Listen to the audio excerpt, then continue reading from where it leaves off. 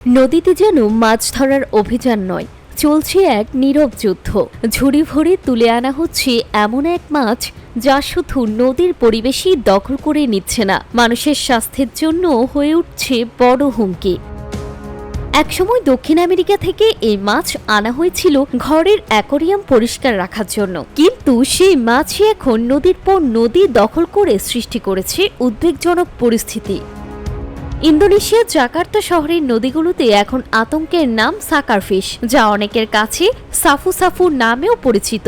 সাকারমাউথ catfish নামে পরিচিত এই মাছ মূলত অ্যাকোরিয়ামের শৈবাল পরিষ্কার রাখতে ব্যবহার করা হতো, কিন্তু সময়ের সঙ্গে সঙ্গে মাছগুলো আকারে বড় হতে থাকে। অ্যাকোরিয়ামে আর জায়গা না হওয়ায় অনেকেই সেগুলো নদীতে ছেড়ে দেন।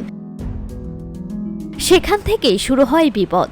অত্যন্ত দ্রুত বংশবিস্তার করে এই মাছ এখন নদীর স্বাভাবিক বাস্তুতন্ত্রকে মারাত্মকভাবে ক্ষতিগ্রস্ত করছে। নদীর তলদেশ খুঁড়ে গর্ত তৈরি করায় পাট ভেঙে পড়ার ঝুঁকিও বাড়ছে। স্থানীয় কর্তৃপক্ষের মতে এই মাছের শরীরে ভারী ধাতু জমা হতে পারে, ফলে এটিকে খাদ্য হিসেবে গ্রহণ করলে মানুষের স্বাস্থ্যের জন্য ঝুঁকি তৈরি হতে পারে। পরিস্থিতি নিয়ন্ত্রণে জাকার্তা প্রশাসন ব্যাপক অভিযান চালাচ্ছে। স্থানীয় বাসিন্দা, পরিচ্ছন্নতা কর্মী, মৎস্য বিভাগের সদস্য এবং এমনকি সেনাবাহিনীও অংশ নিচ্ছে এই অভিযানে।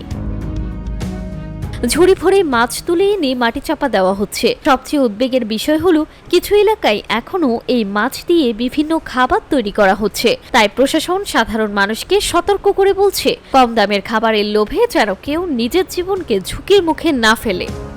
Desk report, timeline.